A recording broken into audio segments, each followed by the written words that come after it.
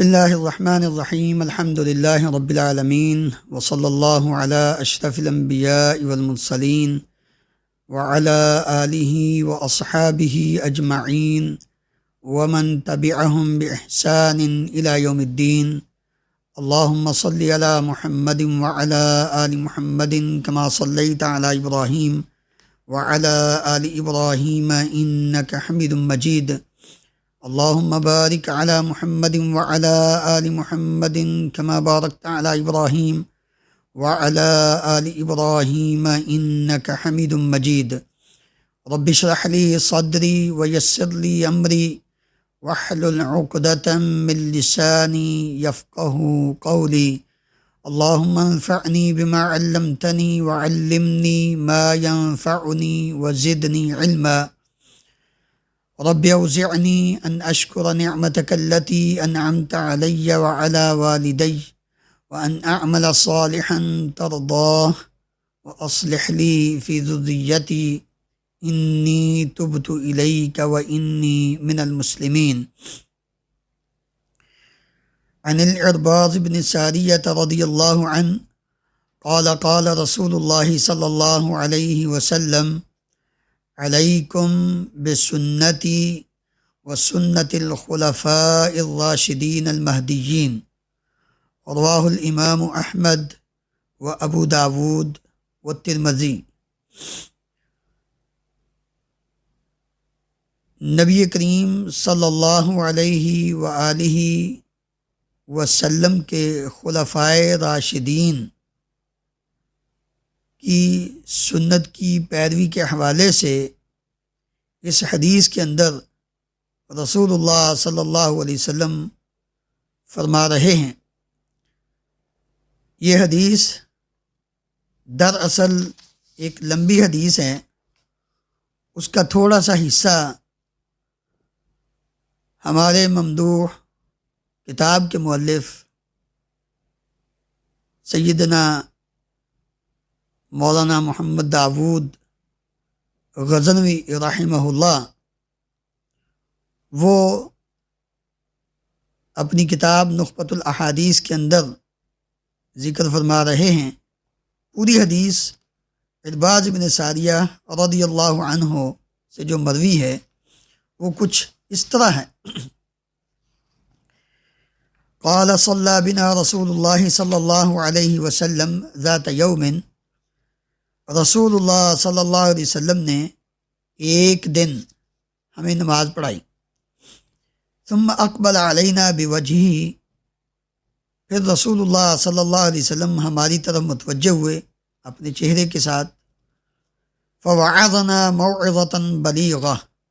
آپ نے ہمیں بڑی بلیغ نصیحت فرمائی۔ ذرفت منها العیون، آنسو جاری ہو گئے، آنکھیں بہہ پڑی۔ ووجلت منها القلوب، دل دہل گئے، خوف زدہ ہو گئے۔ وقال رجل، ایک آدمی عرض کرنے لگا،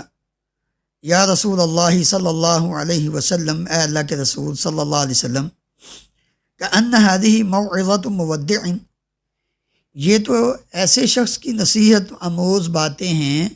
جو چھوڑ کے جا رہا ہو، جو چھوڑ کے جا رہا ہو وہ اس طرح کی باتیں کرتا ہے۔ فاوصنا،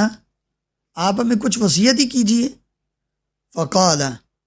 تو نبی کریم صلی اللہ علیہ وسلم نے فرمایا، اوصیکم بتقوی اللہ، میں تمہیں اللہ تعالیٰ کے ڈر اور خوف اور تقوی کی وصیت کرتا ہوں۔ والسمع والطاعہ، اور میں تمہیں سننا اور اطاعت کرنا، یعنی سمعنا و اطعنا کہنے کی، اپنے امیر کی، اپنے ذمہ دار کی، اپنے بڑے کی بات کو سننے اور اس کی اطاعت کرنے کی وصیت کرتا ہوں۔ وَإِن كَانَ عَبْدًا حَبَشِيًّا، خواہ وہ امیر ایک حبشی غلام ہی کیوں نہ تم پر مقرر ہو۔ فَإِنَّهُ مَن يَعِشْ، بے شک تم میں سے جو شخص زندہ رہے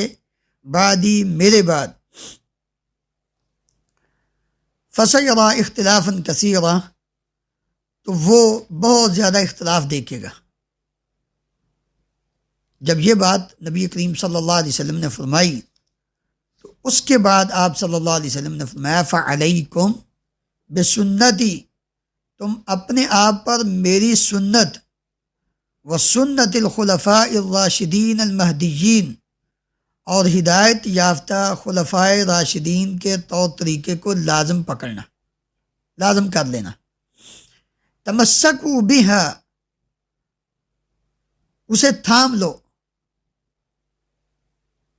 اور ساتھ فرمایا وعضوا علیہا بالنواجذ،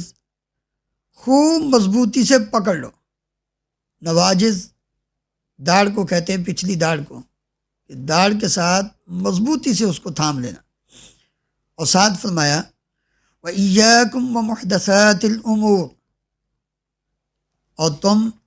دین میں نئی نئی باتوں سے اپنے آپ کو بچا کے رکھنا، یعنی بدعات سے اپنے آپ کو بچا کے رکھنا۔ فَإِنَّ كُلَّ مُحْدَثَةٍ بِدْعَةٍ، شریعت میں، اس لیے کہ شریعت میں، دین میں ہر ایجاد کردہ چیز، بات، وہ بدعت ہے۔ وَكُلُّ بِدْعَةٍ ضَلَالَةٍ، اور ہر بدعت وہ گمراہی ہے۔ یہ نبی کریم صلی اللہ علیہ وسلم نے پوری حدیث کے اندر اپنی امت کو یہ بات سمجھائی کہ جب زندگی میں تم ہر طرف اختلاف ہی اختلاف دیکھو تو یاد رکھنا اس وقت کامیابی اور کامرانی ان اختلافات سے نکلنے کا ایک ہی ذریعہ ہے کہ میرے طریقے کو مضبوطی سے تھامنا، میری سنت پر عمل کرنا، اور وہ سنت الخلفاء الراشدین المہدیین، جو ہدایت یافتہ خلفاء راشدین ہیں ان کے طور طریقے کو اپنانا۔ یہاں ایک بات ذہن میں رہنی چاہیے کہ نبی کریم صلی اللہ علیہ وسلم نے خلفاء راشدین کا کوئی مختلف طریقہ نہیں ہے کہ جس کو الگ بیان کیا ہے، کیونکہ یہاں سنتی لفظ سنت پہلا بھی اور سنت الخلفاء بعد والا بھی دونوں ہی معرفہ ہیں۔ یہ عربی گرامر کی روح سے جب ایک لفظ کی دو معرفہ، ایک نکرہ لفظ کی نسبت اور اضافت کسی معرفہ کی طرف ہو اور اس کی دو مختلف قسمیں ہوں تو وہ چیز معرفہ ہوتی ہے اور وہ ایک ہی چیز ہوتی ہے۔ جس طرح قرآن مجید میں اللہ تعالیٰ نے سورۃ الم نشرہ میں فرمایا ہے ان مع العسر یسرا، ان مع العسر یسرا۔ العسر دو بار آیا ہے، لیکن یہ تمام مفسرین اس بات میں اتفاق کرتے ہیں کہ عسر تنگی ایک ہے اور جو یسر ہے وہ نکرہ آیا ہے وہ دو ہیں، آسانیاں دو ہیں، تنگی ایک ہے۔ اسی طرح سنتی نبی کریم صلی اللہ علیہ وسلم کی سنت وہ سنت الخلفاء، اور خلفاء کی سنت وہ بھی در حقیقت نبی کریم صلی اللہ علیہ وسلم کی سنت ہے۔ تو اس لیے رسول اللہ صلی اللہ علیہ وسلم نے فرمایا کہ اختلافات کے دور میں ایک تو آپ نے یہ کام کرنا ہے کہ جو امیر وقت ہوگا اس کی اطاعت کرنی ہے، وہ خواہ ایک حبشی غلام ہی ہو۔ یہ حبشی غلام کہنے کا مطلب یہ تھا کہ ہو سکتا ہے کہ ایک وقت ایسا آئے کہ جو لوگ اہل ہیں، جو لوگ قابل ہیں، جن کا حق بنتا ہے ان کو اقتدار دیا جائے، ان کی بجائے نااہل آ جائیں تو نااہل حکمرانوں کے آنے پر ان کی اطاعت کرنا، ان کے خلاف خروج نہ کرنا۔ ایک بات یہ نبی کریم صلی اللہ علیہ وسلم نے اس حدیث کے اندر بیان فرمائی، اور دوسرا یہ فرمایا کہ اس وقت کامیابی وہ کس میں ہے؟ میرے طریقے کو مضبوطی سے تھامنے۔ اللہ رب العالمین نے بھی قرآن مجید میں ہمیں اہل ایمان کو اسی بات کا حکم دیا ہے، یا ایھا الذین آمنوا اطیعوا اللہ واطیعوا الرسول واولی الامر منکم فإن تنازعتم فی شیء فردوه الی اللہ والرسول ان کنتم تؤمنون باللہ والیوم الآخر ذلک خیر واحسن تأویلا۔ ایمان والو، اللہ کی اور اللہ کے رسول کی اطاعت کرو، وَأُولِي الْأَمْرِ مِنْكُمْ، جو حاکم وقت ہیں ان کی اطاعت کرو، لیکن یہاں الگ سے وَأَطِيعُوا أُولِي الْأَمْرِ کا لفظ استعمال نہیں کیا اللہ رب العالمین نے۔ کیوں؟ اس لیے کہ حاکم وقت کی بھی وہ بات جو کتاب و سنت کے، اللہ اور اللہ کے رسول کے حکم کے مطابق ہو اس پر عمل کرنا ہے، لیکن اگر وہ شریعت کے خلاف حکم دیتا ہے تو پھر لا طاعۃ لمخلوق فی معصیۃ الخالق۔ یہ بات بھی انسان کے ذہن میں رکھنی ہے۔ نبی کریم صلی اللہ علیہ وسلم نے فرمایا ہے کہ اللہ کی نافرمانی میں مخلوق کی اطاعت نہیں ہے، تو نبی کریم صلی اللہ علیہ وسلم نے فرمایا اس وقت تم میری سنت کو اور صحابہ اکرام خلفائے راشدین جو ہیں ان کی سنت کو، اور ساتھ کیا فرمایا، جب تم ان دونوں کی سنت کو یعنی اس میری اور خلفائے راشدین کی سنت کو مضبوطی سے تھامو گے تو ساتھ ساتھ کیا کرنا ہے، وَإِيَّاكُمْ وَمُحْدَثَاتِ الْأُمُورِ، دین کے اندر نئی نئی باتوں کے ایجاد کرنے سے بچنا، اس سے پیچھے ہٹ جانا، اس سے اپنے پہلو کو بچا کے رکھنا۔ ایسا نہ ہو کہ تم ایک طرف دین پر سنت پر عمل کرتے ہو اور دوسری طرف بدعات ان کو بھی ایجاد اور پھر بدعات پر عمل کرو گے۔ تو نبی کریم صلی اللہ علیہ وسلم نے دوسری روایت پہ فرمایا، من عمل عملا لیس علیہ امرنا فہو رد،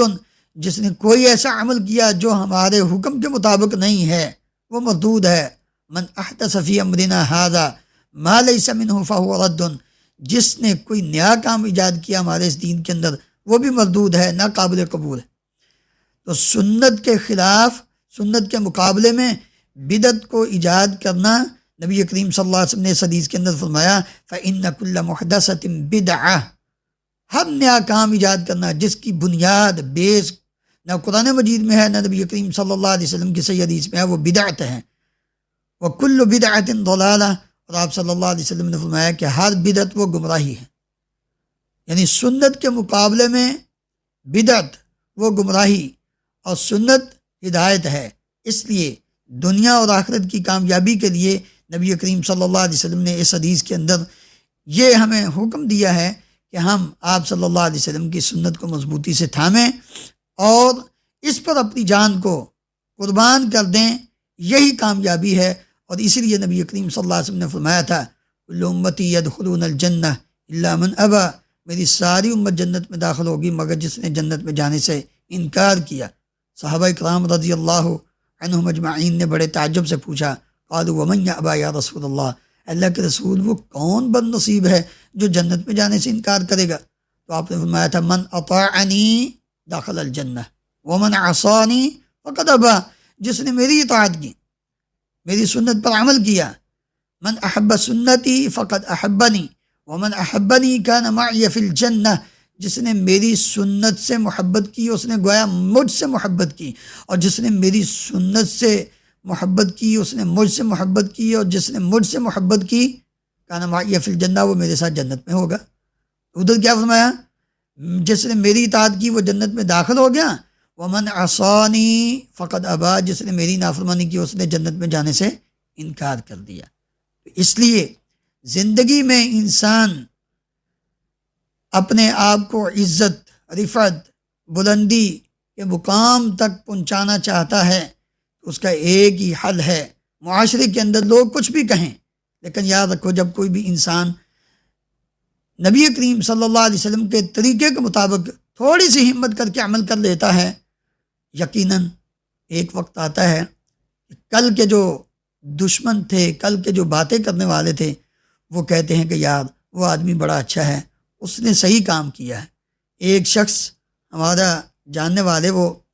ان کی والدہ فوت ہو گئی، تو وہ یہاں سے جب گئے پاکستان میں تو پہاڑی علاقہ تھا، وہاں رہتے تھے، تو والدہ کی نماز جنازہ ہو گئی، ان کو جب دفن کیا گیا اس کے بعد بعض رشتہ دار، ان کے بھائی، ان کے ماموں، ان کے چچا، وہ ان کو کہنے لگے بھائی ایسا کرو، اعلان کرو نا کہ ماں جی کا کل ہم جو کل کا ختم ہے وہ دیں گے۔ اور اس قسم کے جو رسم و رواج ہیں ہمارے ملک میں، وہ انہوں نے کہا، کہنے لگے بھائی بات یہ ہے، آپ کی بھی والدہ ہے، بھائی کو کہا آپ کی والدہ ہے، ماموں کو کہا آپ کی بہن تھی، جو اور رشتہ دار جو والدہ کے ساتھ تعلق رکھنے والے تھے، ان سب کو جو بھی کہتا ان کو ایک ہی جواب دیتے، بھائی آپ کی بھی تو وہ کچھ لگتی تھی، آپ اعلان کرو، میں تو جو کروں گا وہ مجھے پتہ ہے یا میرے اللہ کو پتہ ہے۔ تو انہوں نے یہ سب نے سمجھا کہ یہ اب پیسہ خرچ کرنے کا موقع آیا ہے، تو اس لیے شاید بھاگ رہا ہے۔ تو انہوں نے بڑی باتیں کی، تانے دیے، مختلف قسم کی انہوں نے برا بھلا کہا، لیکن وہ انسان ڈٹا رہا، خاموش رہا۔ اس نے کہا کوئی بات نہیں۔ اس نے کیا کیا کہ اس علاقے میں میٹھے پانی کا چشمہ اور کنواں کوئی نہیں تھا، چشمہ تھا لیکن بہت دور، لوگ بڑی مشقت سے پانی لے کر آتے تھے۔ اس نے اللہ تعالیٰ سے دعا کی، جب بھی اس علاقے میں کنواں کھودا جاتا تو پانی کھارا نکل آتا، کڑوا پانی نکلتا۔ لوگ بڑے پریشان، کئی مرتبہ انہوں نے پیسے جمع کر کے کسی آدمی کو کہا لو یہاں آپ کنواں بنائیں، کھودیں۔ تو اس نے اللہ تعالیٰ سے دعا بھی کی، اور اس نے 2 رکعت نماز پڑھ کر اللہ سے مناجات کی کہ یا اللہ تو جانتا ہے میں اپنی ماں کے ساتھ مخلص ہوں، میں اس کے لیے صدقہ جاریہ کرنا چاہتا ہوں۔ اس نے ایک آدمی کو بلایا اور اس کو کہا یہ مسجد ہے ہمارے گاؤں کی، اس مسجد کے پاس تم کیا کرو، کنواں کھودو۔ ادھر اس نے کنواں کھودنا شروع کیا، ادھر اس نے اپنے رب سے باتیں کرنی شروع کر دیں اور اللہ تعالیٰ سے دعا کی کہ یا اللہ تو جانتا ہے میری نیت کو، میں یہ صدقہ جاریہ کرنا چاہتا ہوں اپنی ماں کے لیے۔ تو اللہ کا کرنا ایسا ہوا، سارا پیسہ اس نے خود اپنی جیب سے دیا خرچ، اور جب پانی نکلا تو میٹھا پانی نکلا۔ اس نے پورے گاؤں میں کہہ دیا یہ مسجد ہے، اور وہاں موٹر لگا دی۔ اس نے کہا جس کا دل چاہتا ہے، جتنا چاہتا ہے وہ پانی یہاں سے بھر کر لے جائے، کوئی پیسہ نہیں، نمازی آئیں مسجد میں نماز پڑھیں، پانی کنویں کا پانی ہے، میٹھا ہے، پانی پئیں۔ تو یہ اصل چیز ہے کہ جب انسان نبی کریم صلی اللہ علیہ وسلم کی سنت کے مطابق، آپ کے طریقے کے مطابق تھوڑی سی ہمت کرتا ہے، پھر بعد میں وہ کہتے ہیں کہ اس پورے علاقے میں لوگوں نے کہا کہ اصل کام جو کیا وہ لالے نے کیا ہے، لالا نے بہت اچھا کام کیا ہے، ہم تو خام خواہ اتنا پیسہ ادھر ادھر کی چیزوں پہ خرچ کر دیتے تھے، اصل کام تو یہ ہے جس کا فائدہ بھی ہونا ہے فوت ہونے والے کو۔ تو پھر اس کے ایک عمل سے اس پورے علاقے میں اللہ رب العالمین نے ایسی تبدیلی پیدا کر دی کہ ہر کوئی شخص وہ کام کرنے کی کوشش کرتا کہ جس میں اللہ اور اللہ کے رسول صلی اللہ علیہ وسلم کی خوشنودی ہوتی، اور ہر وہ اس کام سے بچنے کی کوشش کرتے جس میں بدعت ہوتی۔ اللہ تعالی ہم سب کو نبی کریم صلی اللہ علیہ وسلم کی سنت اور خلفائے راشدین کی سنت پر عمل کر کے زندگی بسر کرنے کی توفیق عطا فرمائے۔